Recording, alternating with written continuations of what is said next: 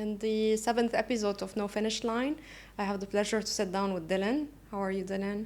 I'm very well. Thank you for having me, Maya. Thank you for being here.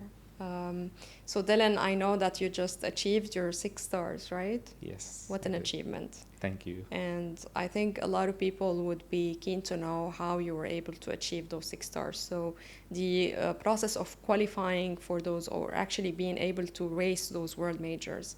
So, how long did it take you? What did it entail? So, tell us all about it. Sure. So I'll take a couple of steps back. How I ended up landing in world majors. Yeah. So I actually started my running journey in 2020. Prior to that, I used to be a professional footballer back home in India. Could not continue playing for injury reasons. So then I needed something to keep fit, and then I landed on running. So I started running shorter distances, and then I wanted to improve. So then I came across a running club, Dubai Creek Striders, and that's where I started doing 5K races first, 10K, half marathons, and then marathons. I did my first marathon in London in 2023. Now this is a very interesting story and how I ended up doing all the marathons. I didn't expect to do London, but then I was lucky enough to get an entry into London, and then that's where I started training for my first marathon. So once I got to know that okay, marathons exist, and then I did some research, and then I found out that world majors exist. Yeah. And then the 6 world majors are there, and if you finish all 6, you get a medal. Now, me as a person, I love to travel a lot, so I kind of stitched 2 and 2 together and said, okay, lovely, I can do world majors: London, New York, Boston, Tokyo, Berlin, Chicago, and at the same time transform these into holidays as well. So that's where the journey started. Now, completing the world majors was actually a 3-year goal for me, because when I found out the world majors exist, I started checking when do they happen. And when I was on Google checking the dates and everything, then I said, okay, if I do 2 a year. Yeah, it's a bit challenging because some of them are like 1 month apart. Yeah, exactly. But they are, I think, distributed 3 and 3. 3 in the start of the year, 3 in the second half of the year. Yeah. So when I got to know that that's how it is done, that's when I try to look for the dates for the world majors. And if I do 2 world majors a year, actually, the New York Marathon would end up on 2nd of November 2025, which is my birthday. So that's when, in April 2023, I set a goal for myself. I will somehow get entries into all the world majors. And if you think it can happen, it will happen, to get my 6-star on my birthday. So that's how my That's journey amazing. started. That's the best birthday gift. The best birthday gift. And can you show us the medal? I know you brought it with you. There you go. Yeah. So show it to the camera, maybe. Yeah. So that's the 6 star. So what was your 6th marathon? It was New York. New York. Yeah, it was And then New York. you got, and then there's like a wall where you have your name, right? Yes, Yeah. exactly. Wow. You come on the 6-star Wall of Fame, and your name is there. And in fact, I was one of the 2 people who got their 6-star on their birthday in New York. Wow. So it was a fantastic fantastic achievement for myself. Coming back to your original question, how do you get into the majors? There are three ways how you get into world majors. One is through the lottery that happens. And this is a tip for your audience, is keep an eye out when the world majors happen, because immediately after World Major Marathon, they open the lottery for the next season. The second way you can get an entry is through tour operators. I got some of my entries through tour operators as well. They give you a guaranteed spot. For the UAE, it's active holiday. For the UAE, it's active holidays, correct. UAE and India, actually, for both is active holidays. If you're listening in Europe, then there is Marathon Tours and Travels that do it as well. The third way is you qualify. Each of the That's world the majors. toughest way. That's the toughest way. So that's so that one I know that for every race you have a qualifying time for Yes. your age. Correct. Yeah. Yeah, and yes, as you said, that's the toughest. But that gives you close to guaranteed entry. I say close to guaranteed entry is because now runners have started to improve so much. Like I'll give you an example for Boston. Boston has a set qualifying time, right? So let's say for me to qualify for Boston, I have to complete a marathon in 3 hours 20 minutes, Yeah. right? But because now there are so many runners achieving that number, so what marathons start doing is they start adding a buffer onto that. So if I had to get 3:19, for example, to qualify for Boston, uh, when Boston announced the qualifyings, they added another 4 minutes onto it. So actually, if I had to run 3 hours 15, I would get an entry into Boston. So that's how competitive the world majors Yeah. have become. But for runners like us, lottery, tour operators is the best option.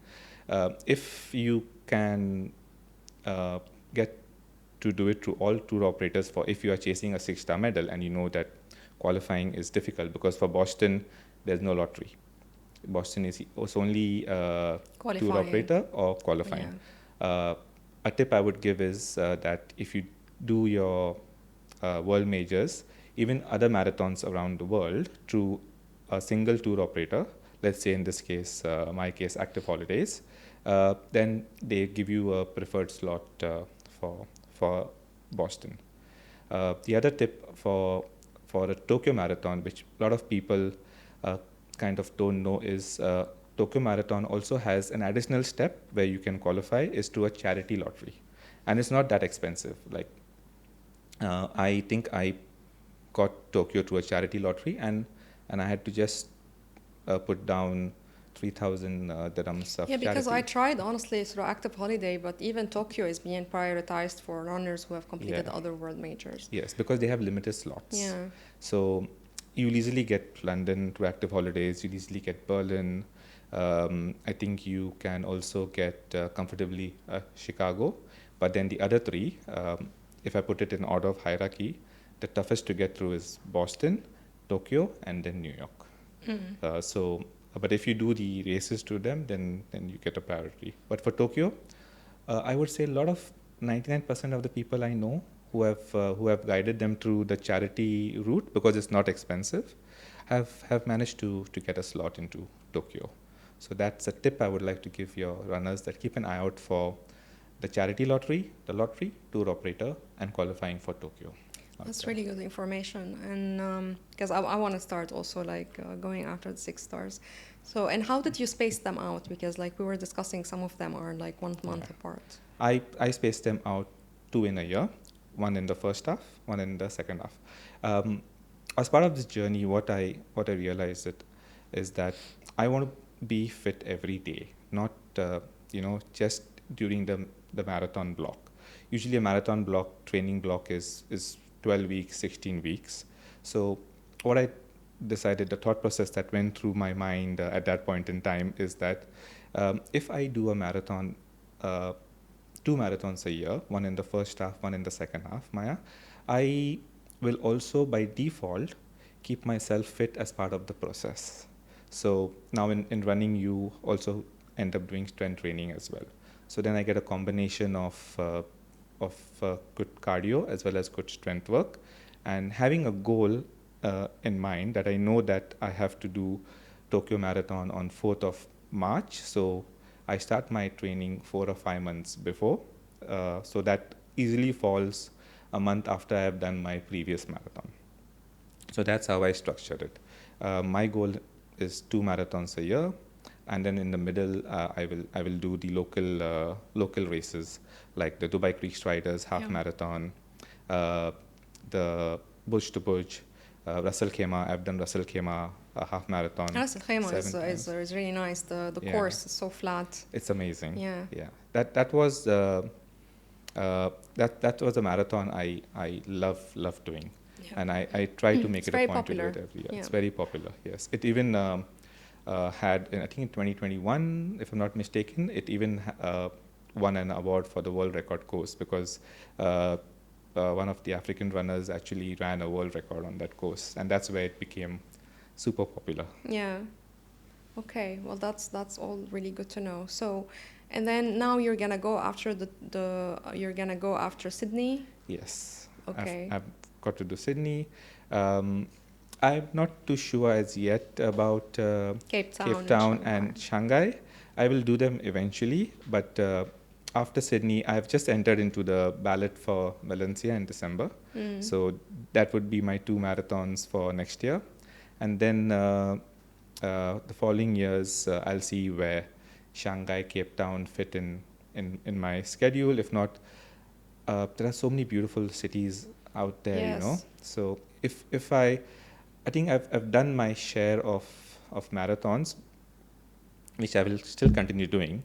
But I also would like to go and visit other cities around the world and do a half Yeah, marathon. yeah. Like Asar just did a half marathon. There are also And the super halves that I was looking yes, at, which you exactly. can do. Yeah. Yeah. So that could be the next thing that I would do, because then doing a half marathon one is it's a bit less stressful than a marathon. At the same time, you then get to enjoy the city as well before and after. Yeah. Yeah, but as much as possible, I'm going to still try to stick to running two marathons a year. After, like, when I'm running a marathon or when I'm in a training block, I always tell myself that why am I doing this? But then after I finish it, okay, let's search the next one. Yeah, it never stops. Never stops. Never It stops. never stops. I've been looking at ultra marathons. So yeah. So tell me also about, like, I'm sure that you encountered some challenges along your running journey. Yeah. So can you talk to me a bit about them? The challenges, that the key challenges is you face is during the training block, because we are all working professionals as well. Takes a lot of time. Takes a lot of time, right? If your marathons fall in August, September, October, even November, then your training happens during the Dubai summer heat. So that's one of the challenges, and then staying motivated during that process is very difficult. You can easily go and do a treadmill run, but in my opinion, that's not the same level of training that you would do on the road, right? Dubai did introduce the Molothon last. Yeah, I did quite a few of those. Exactly, I It was loved fun, it because yeah. that was training for New York for me. Yeah, and it's not every day that you get to run in an AC. Exactly. I did 2 of my long runs, Maya, in Dubai Hills Mall. Yeah. And I just loved it, and I'm very happy that next year they are now going to have it for 3 months, and which helps me for my Sydney training. So excited about that. But yeah, staying motivated is the toughest challenge. So I changed my mindset from having a motivational mindset to a disciplined mindset. If you make it part of your process, part of your schedule, and take it each training run every single day. In fact, I made certain changes of how I look at my running schedule. For example, before I used to on Sunday, my coach used to put the plan for the rest of the week, and I used to look at my plan on Sunday and see what is there for the whole week, and then the whole week is playing in my mind, oh, I've got a 33K long run on Saturday, and I'm stretching for the whole week. So then I changed, to overcome that challenge, I changed looking at my next day's training plan the evening before. So then that removed a lot of stress level out, and then I just focused on the next day every single day. The other challenges that I faced is basically when to do your runs, because if you're training in the summer, and I'm focusing only on summer is because winter was not that much challenging, but summer is when your runs, long runs happen, you have to wake up early in the morning. So then you have to get into a schedule of sleeping the night before. You can sleep late, but if you sleep late, you don't have a productive run next morning. So uh, then the other thing is managing your, if you have a social life, that is a challenge you would face, because then you would have to make a lot of sacrifices in your social life, and those are some of the tough decisions you had to take. And in fact, my circle of friends evolved over a period of time, because uh, certain things didn't fit in my ways of working, and then I had to adjust my friend circle as well, which I did. And those are some of the tough decisions you would need to take if you have to continue on your Yeah, there are running some journey. compromises you have to make. Have to make, exactly. And speaking about motivation, which you talked about the motivation and the need to stay disciplined, what keeps you motivated to stay consistent? It's a good question. For me, I think I keep asking myself one question, is that when I grow older, I want to continue staying fit. For example, my grandfather, he died at the age of 97, and in back home in India, we used to stay in a building which had many floors. But at 97, he used to still go up and down the floors by himself. We didn't have lifts at that time. So for me, the motivation is that very simple. I want to have a healthy life as I keep growing older. What I want my future self to thank me what I am doing today, and each step I take is to make sure that I don't end up that I don't need anybody's support to for example carry grocery bags. Yeah. For example, to drive a car, for example, to do the basic things in life. And that's what keeps me motivated at this point to keep staying fit. And are there any people that inspire you? There are actually, yes. I have two of my close friends who have become friends as part of my running journey. One is Arun Kumar. He is part of Dubai Creek Striders running club. He is a few years older than me, and he's faster than me. He's always been my inspiration since I know him, because even as he gets older, he still looks for ways to improve his running timing. He's one of the guys who I know is, as you get older, you're getting more faster, and he's someone who is already 50 plus. Then there's another friend of mine. Her name is Zoya. She is a mum with 3 kids, a busy work schedule, but she finds, I don't know how she does it, but she finds a way every morning, wake up at 4:35 a.m. in the morning and put in a run session or a bike session. She is phenomenal. She, in fact, also finished her 6-star when Asar and myself, we did Boston with her, and that's where she got her 6-star journey. She's even done Comrades, and she's again in her 50s, and the way she does it, phenomenal. A third person is one of the legendary DCS runners. His name is Mike Lobo. He used to be in the Dubai for the longest period of time. Now he's recently relocated to Canada. He is 70 plus, and he still runs a 2-hour half marathon. Wow. That's phenomenal. He still runs under 4.5 hours marathon.